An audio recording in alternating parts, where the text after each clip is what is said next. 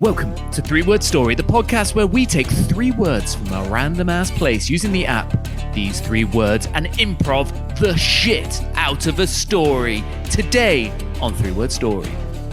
I can't outsource it to China because there's a whole labour force there. I don't know what to fucking do anymore. Income inequality, right? Sorry, I thought That was not the pause for laughter. Okay. Oh, Dylan, how are you? Is this me actually saying like hi? It's like yes. Yeah, ha Dylan. Hi. Ha Dylan, Miss Dillington Face of Dillingtonshire. How are you this fine day? You know what? I am doing good. No hangover today.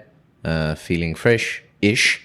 However, you were the one that brought it to my attention that it's not Sunday. It's actually still Saturday. So I've got a weekend day left. Oh no, you got a whole hangover to have if you really want. If I really wanted to. So yes, it's Saturday. It's been a while because we've been lazy, we've been busy, and a little dollop of hangover as well.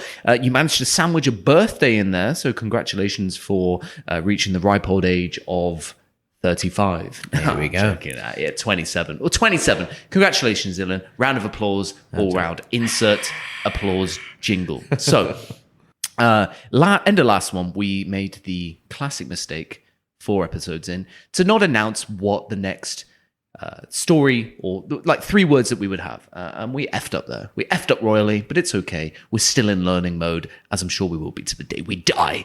So, the 3 words that we were picking, Sir Dillface, were somewhere where we have excreted solids or liquids outside. A bit gross, but thought we'd go a little bit left field. Yeah. It was a bit boring with schools and I also think so. and whatever. So yeah, somewhere where we've shat, pissed, vommed, earwaxed, sweated, or cried outside. So please, Senor Dillface, what today is your area, and indeed, what are your 3 words? So this takes us back to Hatfield Square days.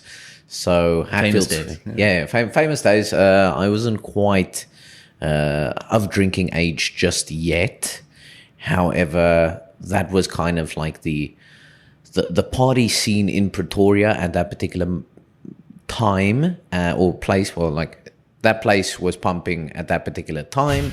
Right. Pumping.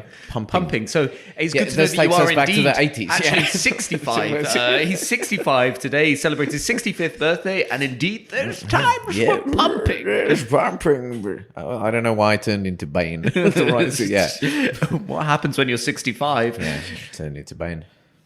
So, Dylan. Sorry. Pretoria was pumping back in the day. Yeah, so there was this... it actually closed down in the meantime. You do still have the Hatfield strip. However, back then it was a square. Yes, they changed massively, right? How times change. Yeah, right. I remember when it was the square. Just a square, not just a strip. They got rid of 3 sides. It's just a strip. Yeah, so it was this courtyard of bars in Hatfield, Pretoria, and yeah, I was 17 at that particular stage. I might have been 16. I probably not, but anyway, was 16. Let's debate this for even longer. Let's spend the next 5 minutes whether Dylan was 16 or 17, please. 17 years old, went out, and I got drunk. Yes, and I was not the biggest of 17-year-olds, so needless to say, all the attention from all the bouncers were on me because point number 1, I am already fairly drunk. And point number 2, I don't look old enough to be there because 18? a lot of those... 18 in South Africa? 18 is the drinking age. However, a few of those bars, you had to be 21 kind of to keep the riffraff like myself out. Yes. Yeah. And needless to say, got drunk over there, but that's not our exact location. We went to Uncle Fauzi's afterwards, or that's where we ended up. I got kicked out, by the way. So needless to say, the bouncers picked up that I was not of age, or at least I was causing shit there. That was probably the main reason why they asked me how old I was. At that particular point, I was drunk. I wanted to get out. we went to Uncle Fauzi's across the street, and it's still standing there today, right? Whereas the rest of the bars actually closed. And I'm guessing they were on the 3 other sides. No, the strip actually moved to like a bit more down the street. However, that particular block turned into, I think it was the architecture faculty of the university that took Fucking it over. squares, closing down your clubs and bars for stupid architecture. And so we went to Uncle Fauzi's across the street after me being already very drunk. And Uncle Fauzi's was a mixture of South African, Middle Eastern, and French cuisine. However, they did have the best burgers. Quite the one thing that isn't any of those. They did the best. Yeah, listen, I even read up on their website. This was according to their website. They were like, yes, it's a good mix of Middle Eastern, French, and South African cuisine. So that's and you know who doesn't have burgers? Any of those. So we give you the best American burger there is. Yeah. So good specials over there, and so we had a good burger. I then had to relieve myself, so I needed to take a piss. Was it relieve myself? Yeah. Right? Yeah, I think that's fine. I don't know why my head went to wanking. I was just Uncle Fauzi's just carrying a wanking load at the front door. and just really heavy balls at that time, and you just had to blast one out. No, I just needed to piss. I couldn't find somewhere to piss, so I went around the corner. And again, bear in mind I was drunk, so I went around the corner. However, this is a fairly public kind of piece of real estate, so cars were passing by, and I did not. Yeah. So, however, I thought, let me be classy and at least turn the other way of the road. So, what a nice guy. What a really nice kind of guy. So, one of these pot plants seemed very enticing to me at that stage, and I thought, you know what, I'm not going to make it. So, needless to say, my friend and I, we just decided to take a piss in the pot. Oh, you double teamed it. Yeah. Spit roasted the potted plant with urination. Right next to the road. And you know what the funny thing was? Both of us looked around just asking the question, like, there's no security, right? We good, right? Yeah. And as soon as I started pissing, security tapped me on the shoulder, and he was like, you can't do that, sir. You can't piss here, you puss. Yeah, needless to say, we had to bribe him, and none of us. Really, because we were on our way to the jail cell of the fake cop. He was like pissing in a plant. For pissing in a pot plant in public, because it was right next to the road, and he was like, "Listen, you guys are coming down with me." I think he wanted to scare us a bit. However, we were like, no. I pretended that my father was a lawyer, and I was like, no. There's actually some sort of law that says there needs to be a public restroom. This is a bay leaf bush, and I think you'll find that under section 89.4 of the Urination Act. I threw in sections wherever I could. And he didn't buy that. Needless to say, I should probably get to the point though, Ben. He didn't buy that, and he was like, "Listen, how old are you?" And I was like, "I'm 18." And he was like, "What's your ID number?" And at that particular point, I also didn't know what my ID number was, so I said, I am dyslexic. 69, 420, I believe. Yeah. And he was like, anyway, you're officially cool. I'll let you off immediately. Yeah, so that was kind of my story. I pissed in a pot plant in public, and almost went to the little jail cell in Hatfield Square for that, but that was that, yeah. Okay, cool. So your 3 words, Dylan, are... Oh, sorry, and the 3 words linked to that was horns, station, and pothole. Horns, station, and pothole. Now, was the location specifically where you pissed? To the plant pot? I really tried to hone it down, so I went to Uncle Fauzi's specific location, in Hatfield, Pretoria. However, I figured it was around the corner. So yeah, I think it was within that, let's say 10-meter radius at least. So I really tried to, of the famous pot. Yeah, of the famous pot. So I really tried to be as specific as possible. And I hope that when obviously we're super famous because of this podcast, that they put that on a mount of that plant, and ye be here, the pot of piss of which Dylan pissed in, and people go there to worship it. I imagine. That would be an extreme letdown. It's for your family. Yeah, right, yeah, and that's I think for everyone, visiting the plant. But sure. Piston. Okay, so. Yeah, tell us, James. My defecation story. So this one actually includes a vomit and violent diarrhea in the same spot. So let me take you back to 15-year-old James Royle doing an activity called 10 Tours training. So it's training for 10 tours. Basically, we have a big, wonderful outdoor area called Dartmoor in the southwest of Great Britain. And it's the moors. So there's hills, there's bogs, there's grasses. It's basically where the army train, to train you to live out in the terrain, deal with rain, wind, and a load of shit. Yeah, it's kind of rough. And they have these big hills called tours. And you navigate between them, and the actual event itself, you have to navigate between 10 tours within 24 hours as a kid. And there's 5 of you in a group. So, no, 6 of you in a group.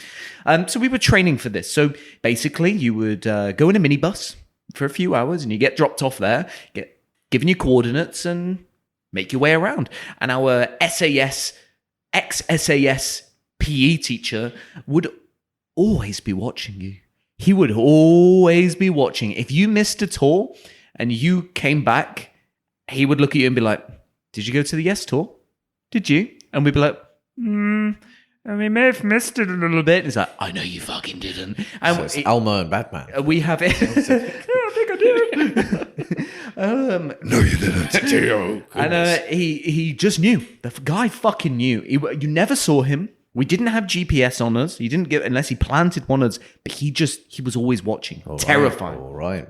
So, and I hope he didn't see this. Yeah, that's kind of what I wanted to bring. Yeah. Otherwise, we have a day in court. So, and one day, I was a navigator, Dylan, so I was very focused on navigating, my map out, my compass, and I took it extremely fucking seriously. And I made a detrimental mistake one day. I ran out of water. So I went to stream and I filled up my platypus bag, like the little water bladders with a tube, and you suck the nip when you're walking around. No, I don't. Okay, so imagine a bladder-like bag with a tube with a little nipple on the end, and you can go, and you just suck it away. So I filled it up in a stream as normal, but you must disinfect it. You must put a little capsule in there and leave it for an hour or so for it to disinfect and not give you diseases and worms and all of the above. And I indeed popped this tablet in, but I made the mistake of drinking it too soon. So, walking around, my guts feel fucking horrible.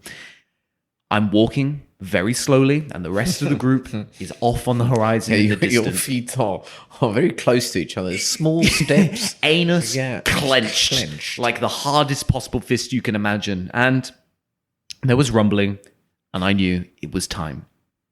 And I found a gap between 2 large rocks, like a nice narrow gap. And I leant forward, and I projectile vomited all over, down in the bottom.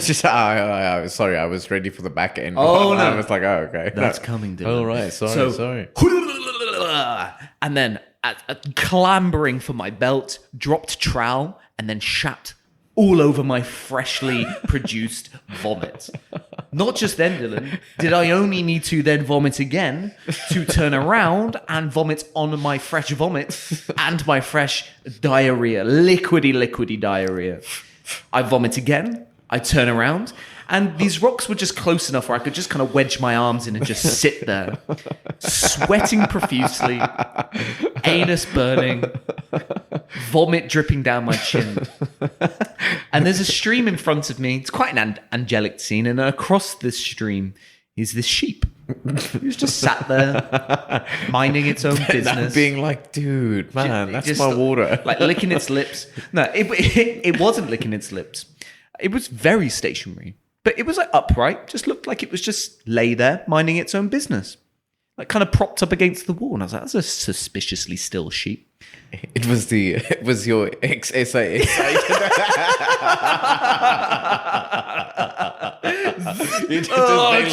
James, that's terrible. Put like squeezing out of its ass like Ace Ventura. A sheep birthing him out. No, unfortunately, Dylan, this sheep was no longer alive and its eyes were completely missing from its head. So as I am just wedged between these two rocks, shat out my insides, I was just looking at this eyeless sheep propped up against the wall across the stream, and I thought to myself, this sucks. This fucking sucks, and I want to cry, and I want to die. I had a little pack of tissues, like the little like nose tissues, to wipe my very liquidy anus up, and I lifted trowel once more and hobbled my way to the camp where we were. When I got there, everyone was fucking camping along and having a great time, and all I could do was sleep in a separate tent because obviously there was a large chance that diseases could have been spread and shat could have been splurted. So that was my excretion story of all the holes, and I couldn't find maybe exactly the exact crevice which I deformed, and it gave me the 3 words Overt.Beard.Useful. Overt.Beard.Useful. Now, I'll be very honest with you, Dylan. I'm remarkably grateful for these 3 words because I've double booked today. Okay, I have a very important meeting to go to. It's actually about the reconstruction of my anus. I often have to go for checkups after that story because my anus was obliterated, and I've double booked. Usually we do this on a Sunday. Saturday is my anus checkup. So I thought, shit, well, I need to do my story. So luckily, I've managed to get in a special guest for you to talk to, which does relate to Overt.Beard.Useful. It all ties together perfectly. I gave him a message. He was free. So when it comes to my story, I'm going to go get my anus checked, and the special guest will be here for you just to have a chat with. Whether he has a story or not, I don't really know. I'm sure he does, but that's basically what I got today. So sorry, double booked. Anus needs to be checked. Special guest will look after it. All right. Well, I'm fucking terrified because that relies on my interviewing skills. And I'll be like, yeah, just fucking tell me something about yourself. And then me just sitting back. Yeah. Yeah. So we'll see. We'll see. I know he's not very busy this time of year, so I'm sure he's got a lot to say. He's actually up in the bar right now, to be honest. Right. I left him there a couple of hours ago. He was a little bit tipsy already, so we'll see. We'll see. Yeah, I mean, we'll take it as it comes. He is a man of very good character, so I have no reason to believe that he will be ill-behaviored or anything like that. So that's fair. Dylan, as we always do, to the Tom or T's and C's, we're going to flippy dip. Tom or T's and C's, biggest of dear. You know what? I'll go Tom. Yeah. We have T's and C's, which is really good because my anal checkup is now any minute now. All right. Thankfully, it's a traveling doctor, so I will. I'll just make my way up to. Just fuck off, James. I'm going. Yeah. Right. Okay. So I'm just gonna grab him. I think he's just out in the corridor now. So if you just bear with me 1 second, and I'll just go up here. Yeah. Drop it down low with 3-word story.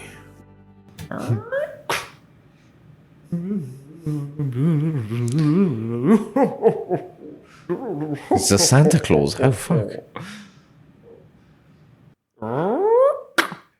Oh, Dylan.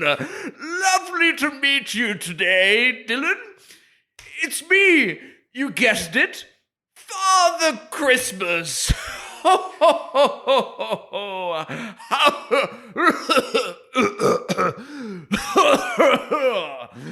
How are you today, my dear boy? I am absolutely jolly, very merry. If why don't I imitate you? I was like, Don't take the piss out of me, you little prick. I'm Father fucking Christmas, so don't you even think about it. I'll be very honest with you, Dylan. I'm a bit razzed. Okay, I've been in the bar for now a couple of hours, and as you probably guessed, I'm not particularly busy this time of year. That's fair. Mrs. Claus is. Mrs. Claus is getting on my tits. She's just freaking in my ear all the time. Fucking Mr. Christmas, take the wood out. Mr. Christmas, dust this. Mr. Christmas, all the elves are working. Do something. I'm like, fuck off, woman. Fuck off and leave me alone. So I've come here to help one of the goodest boys I've ever met in the world, James.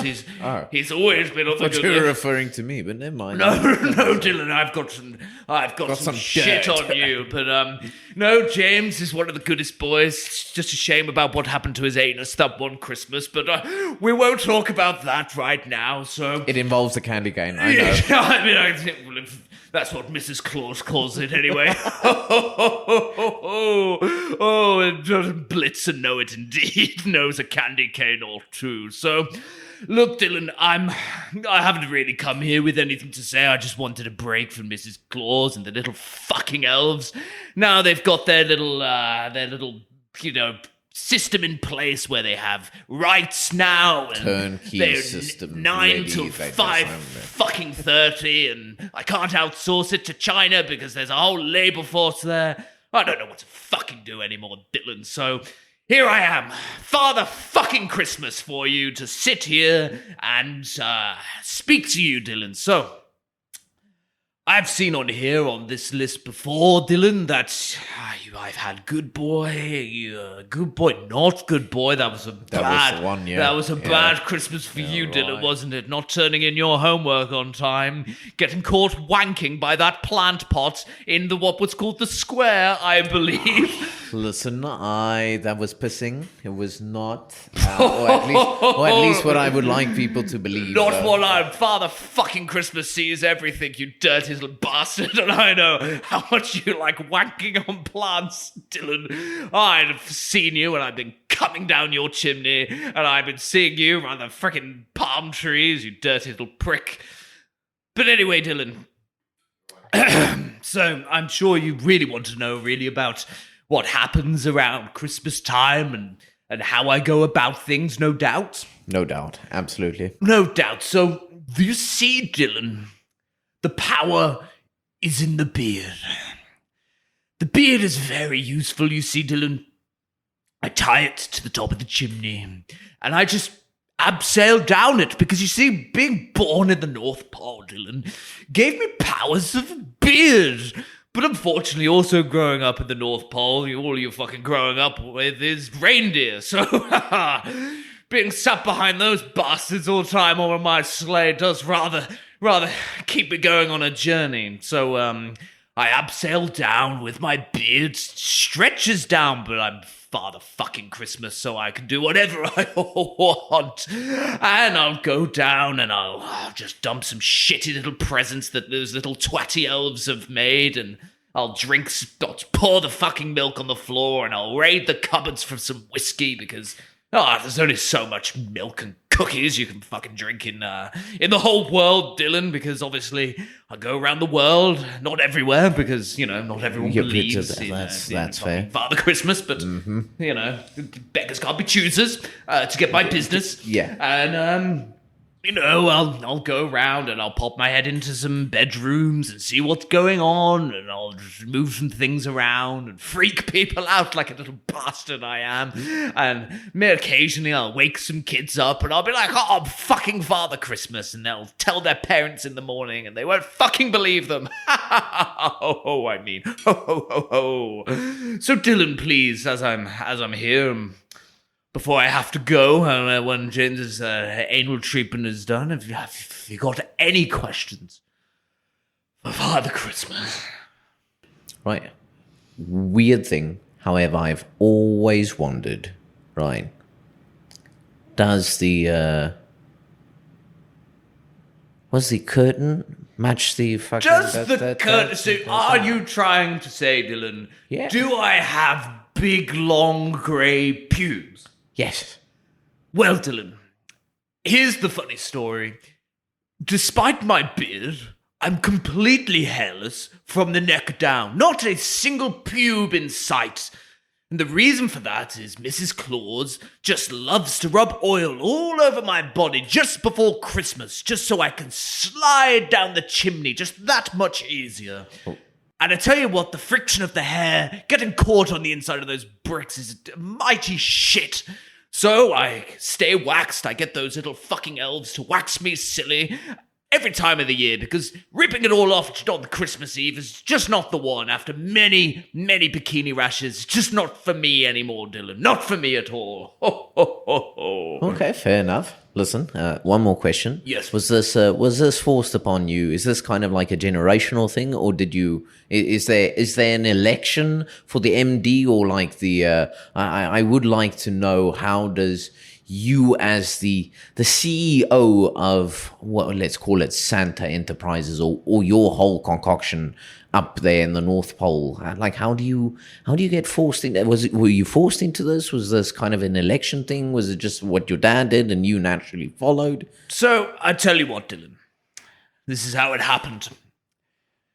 I was interning back for Jesus back in the day, and I was his apprentice, whittling wood, just watching him walk on water and do all the other bullshit he was doing.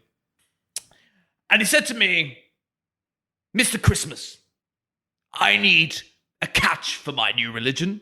I need something to get people on board, to really get things going. I need to give some fucking presents and shit out to celebrate my birthday, to keep this thing going.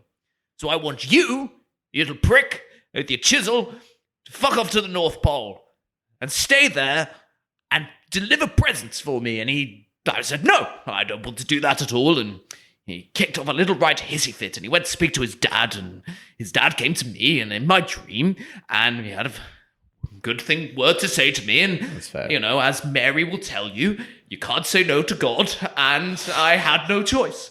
So there I go to the North Pole, frozen in time my age is, and have I been there for now hundreds and hundreds of years. And I tell you what, Dylan, I'm tired.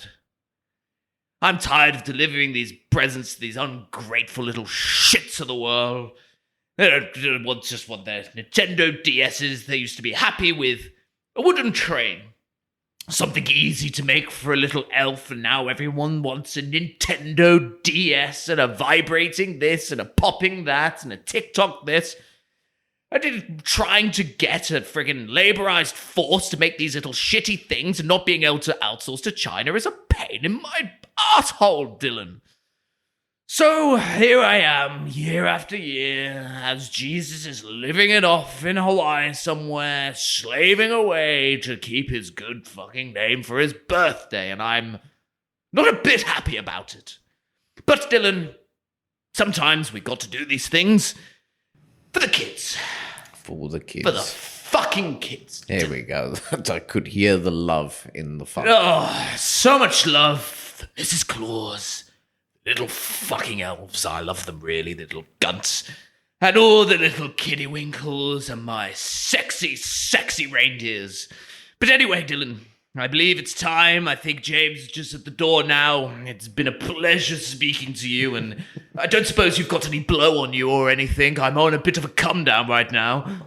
No, unfortunately not. This is Dubai. Oh, and well, we let kind me- of keep very hush. Let me put Dylan on the little cunt list then, for not giving little Father Christmas some blow. You little, Apparently, I was already on it. So you little ungrateful shit. I'm out of here.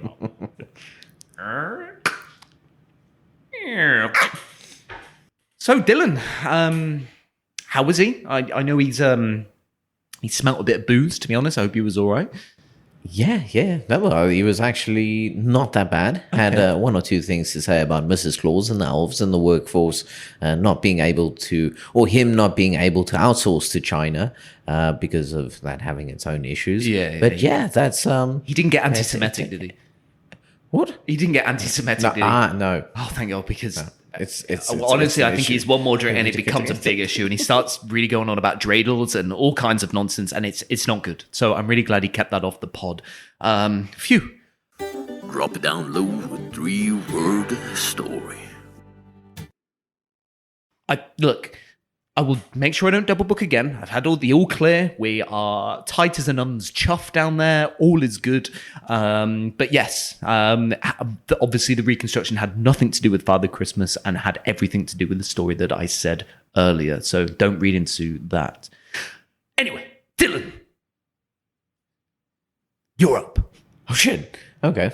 Well, no. So we were out last night for a few Pepsis and a few beers. Yes, which, we were indeed. I thought this was Is this the story? No. Well, I'm getting to the story. Oh, but okay, no, right. it was basically I felt kind of inspired by our. I don't want to say inspired, maybe, but based on our conversations about how and where we grew up. We discussed that last night, and again, I'm not always the best at telling stories. But I figured, okay, let me see how I can link the following words: horns, station, pothole. Right. So let me start with every country has its issues, some more than others. Right. Now, I also feel that some problems are more complicated to solve than others, and I can only speak for my experience of South Africa. Okay, Right. Okay. So we're starting as South Africa as a whole, some of its main issues. Don't worry, I will try and work some form of comedy in here. However, let's start off with income inequality, right? Sorry, I thought that was the. That was not the pause for laughter. Okay, sorry. Yeah, don't worry. It was not scripted. So, yeah, high unemployment rate, especially amongst the youth. Corruption, violence, especially gender-based, amongst others, right? So, I just wanted to focus on station. Oh, I thought you were going to. Yeah. No. Okay. So station.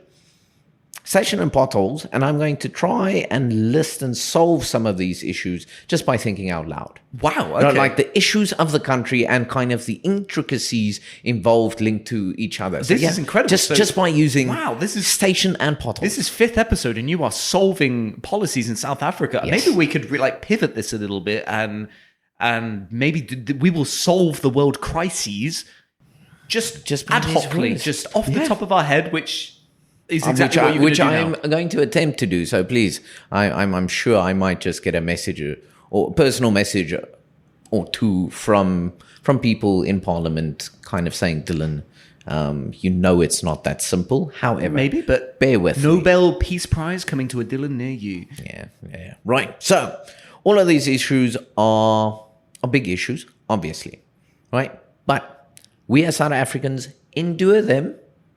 However, I just want the small little wins. And all that I would like to start off with is working stations. Okay. Not working stations, 2 words. Actually, I'm not even sure if it's 2 words, but like working, Okay. whatever station. Okay. Right. So train stations, right? Well, yeah, tick. Police stations, Tick. stationary trucks causing traffic. You want them working? And, I want them working you don't as well want them because causing traffic. I don't want okay, them right, causing okay, traffic. tick. And kind of just as a side note, I always thought when it was on the radio saying there's a stationary truck in Leno, sake. I was like, oh fuck, why do these trucks always keep breaking down? I thought they were owned by stationary companies, and I'm like, where am I going to get my pencils from? Oh no! Oh, the sharpeners are going to be sold out from so yeah, the store. needless to say that's not what a stationary truck is. But, Wow, breaking news coming to the podcast. But the big one is power station. No, we are Now. charged for this episode. Unlike Right. South Africa, Yes. this is a hot topic. Hot topic. Yeah. Also, the heat was not caused by electricity. No, okay, no, because we don't have any. So No. power cuts, pretty big Eskom is the is it like I'm not sure what the More what like the English word scam, for- right? Escam. That was funny actually. Yeah. Right. So they've I don't think they've updated the power grid since the 70s. So needless to say, they can't handle all the power, and needless to say, they need to shed some load off of the grid. I feel their pain. Yeah, right. So it's the biggest inconvenience for everyone. We can handle people breaking in. We just can't do it with the fucking lights on. You can't do it at night. No, so it's like we need electricity, right? So we need the lights on. Even the guys robbing us need the lights on to be able to rob. Inconveniencing both parties. Both parties, it's a huge inconvenience, right? So besides kind of just having normal light, but operations in businesses, right? You can imagine 8 hours a day not having electricity, and no pencils or pens or paper to use because trucks are broken down all the time. everything's online. So I mean, give us a break from being forced to take a break because there is no electricity. And is that a slogan for your upcoming? Yeah, that's actually Give us a what I'm break grateful from taking a break. Taking a break. Yeah, let's go Eskom. Yeah. let's get back on it. So no. Anyway, I wanted to say, so it all starts with power station, and I think if we can just fix the issue Eskom has been having with regards to power cuts, then I think we'd solve a long list of other residual problems. So James, I'm not sure about you, but just imagine you have 4 hours in the evenings without electricity, right? So, okay, fair enough. You can light some candles. It doesn't have to be candles because there is something like torches and lanterns, etc., right? But there's only so much you can do to make up time. Like you can maybe build a puzzle, you can maybe do a game night, you can maybe try and read. And there's only so many puzzles but you there's can do. only that much that you can do, right? So where does the head normally go? Wow, chicken. Wow. Okay. Oh yeah. Okay. But there's only so much times you can do. My wife. We make bang tells me. bang. so I do believe South Africans don't think that there's only so many times you can do that, right? So you could say they have They have got the good gene. they've got the horn. They've got the horn. They've Yeah. got the horn. Right, which ironically enough is not what I was going for. But sure. I thought That pause for laughter. I thought I'd cracked it, but actually, you had no idea it was there for the taking. No. So I just figured, So I just figured, considering they have so much downtime, or not downtime. Downtime. Going downtime. Yeah, going downtime. Yeah. But I just figured overpopulation, or at least population control, right? So we need to stop having power cuts because it leaves them too much downtime to get freaky with it, right? Which then creates more opportunity for children being born into poverty. I'm not saying everyone, into poverty, right? Which also increases the chances they will take the wrong road and go down this path of drugs and etc., drugs and violence and things like that. So I think that is where we are going wrong. Okay. Right? Having babies is where South Having Africa's babies, going. because people are the problem. Okay, so the next mantra is stop having babies. People are the problem. People are the problem because these people could, and I'm not saying only people from poverty, but like more people creates more of a chance for those people to be criminals or for them just to be the people that get robbed by the criminals. So we're creating more robbers and robbies, Yes, and right? robbies. Okay, so So I crime just figured- automatically yeah, comes yeah. up. So Yeah. are you suggesting not only just no babies, but are you also recommending maybe a cull on human beings? Like a round some human beings up and maybe eradicate them? Is that what you're advocating Yeah, for? that's kind of what I'm going for. And then also, just spending so much time alone in the dark. I mean, not having that much to do. Maybe after some enough sexy time. Like, I also think couples spending too much time with each other could increase the chances of domestic violence. Yeah, which is actually where a lot of the violence in South Africa, ironically enough, lies, is domestic violence. Because yes, I'm not sure where I was going for that. I am terrified. I am terrified that we may be opening up a quite insane manifesto. Yes. However, what I figured is, okay, let's go back to the more people. So I said more people, right, creates more chance, right? More people, more problems. More people, more problems, which leads to more people on the road. People using the road create potholes, right? And because there's obviously less wear and tear on the roads, so less potholes. Okay. So just be less people. Okay. South Africa, stop. Put your dicks away, South Africa. Yeah. 5 seconds. So actually, like potholes, after enough rain, we actually call them jacuzzis. Really? Yeah. Nice. Yeah, Like yeah. a poverty jacuzzi. Yeah, That's kind of. nice. Yeah. That sounds horrible. I would not want to get in one. Oh, but no.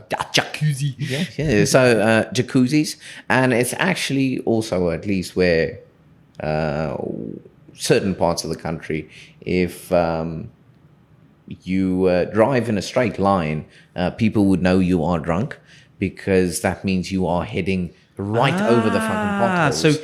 So that makes sense. So soberly, you're winding all over the place. You will need to turn, and if the person is just driving straight, then you actually know he's drunk. And I'm not making this Wow. up. Like there are certain areas where some of my family members stay where you cannot drive in a straight line unless you don't own an insane like 4x4 with kind of like a hovercraft, or a hovercraft. Okay, because South Africa can do that. Yeah, I mean, who knows? Maybe this is the next mantra. So stop having babies. I can't remember what the first one was, and buy a hovercraft. Yeah. So anyway, and also less domestic violence, because I mean, that'd be the nice. partners, wouldn't the partners don't drive through the potholes, and nobody's upset them. Watch that! I saw that. Well, you drive through, and then you put slap.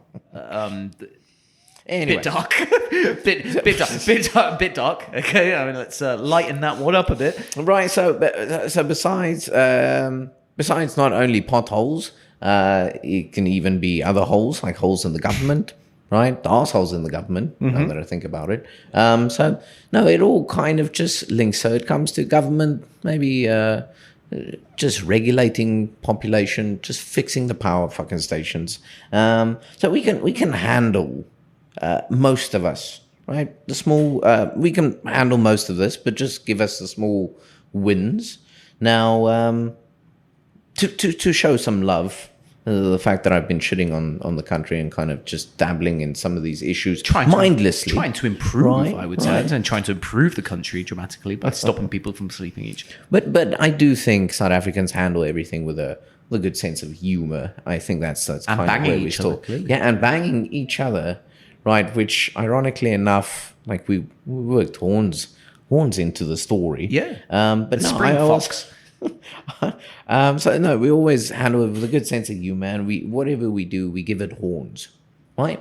Okay. We give it horns, and me using that phrase, I thought it was a fairly normal one, saying, okay, listen, we'll always give it our best, or we always try hard. Which, ironically enough, as I googled it to confirm it, it also means to sexually arouse someone, Which is what you don't want. Yeah, which It's is the wrong which mantra. is You actually want, kind of you want people in funny. South Africa to stop being horny and stop having babies. So you don't want them to have horns. You want them to remove the horns. So it was horns, and then I was like, yeah, okay, well, ironically enough, that's what we don't want. But either way, we give it horns. And electricity or not.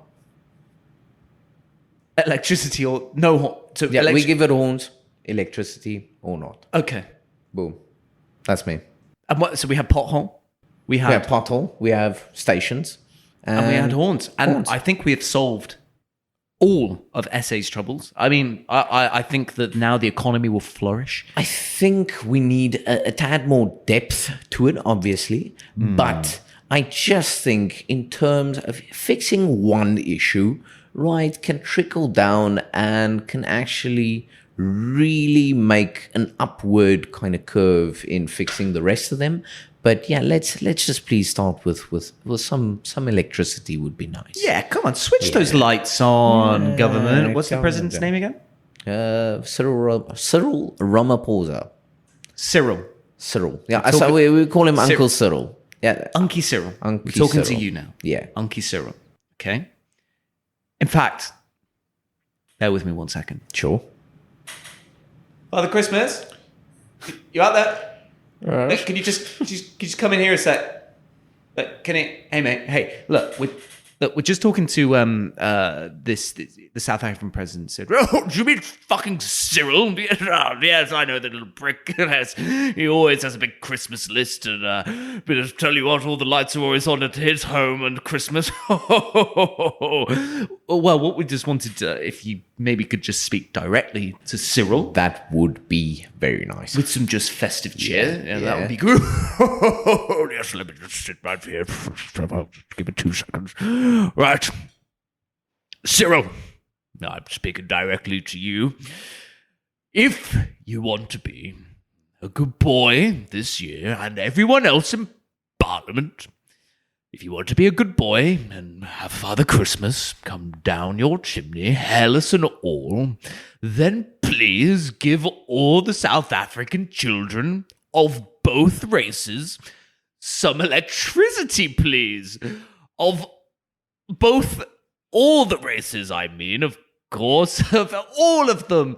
Because Father Christmas is colorblind and doesn't see color at all. And I believe that electricity should be divvied around to everyone, regardless of any kind of race. No, Father Christmas can't be racist. He gives presents to everyone. And electricity should be treated the same. So, Cyril, the South African government, if you want to be on the good list and off the naughty list, give the fuckers some electricity. Merry Christmas! Ho, ho, ho. Is that what you wanted, little cunts? No, I want a bottle of whiskey for that. Nothing else. No way I'm going back to friggin' Mrs. Claus and she's friggin' cow and she can talk about Take me off the little cunt list, then we'll get you one. Yeah. Fuck off, dude. Thanks, Father Christmas. Hey, he's gone. That was a nice message. I think we could soundbite it and maybe remove some of that message. And we can then send it to the government that Father Christmas wants electricity for all races. I think he just was a bit drunk and misspoke when he said both. Okay. We all know that there is it a happens. plethora of beautiful races around the world, more than Formula One, more than they have. There we go. There is tons of them, and they all deserve electricity. And they all deserve to have their potholes filled, and they all deserve to have the horn as and when they please, but once they get consent but not is too very much. important. Otherwise, Dylan will come around and Yes, cull you. because there's already we Too need to many. regulate. Regulate. So if you see Dylan going around with a Kalashnikov, then he's I think I just walk from home to home. Nothing going on. You in there. So thank you, Father Christmas. Thank you, Dylan, for your very politically charged story today. Politically charged. I will remove my not remove my anal. I will reschedule my anal appointments for the future. And Dylan, what words for next time? Oh goodness. Let's go with a bucket list. Bucket list destination. Like, don't get me wrong, like we delved into the past, but where would we like to go in the future? Ooh. Right? Okay, that's a bucket good list one. destination. That's good. I don't know. Maybe we could think about some holidays to go on at the same time. So next week or 2 weeks or tomorrow, who the fuck knows them, because we're all over the place, we will do bucket list destination next time on 3-Word Story. Thank you very much for listening. Subscribe, and just please be patient. We will make this work. Bye.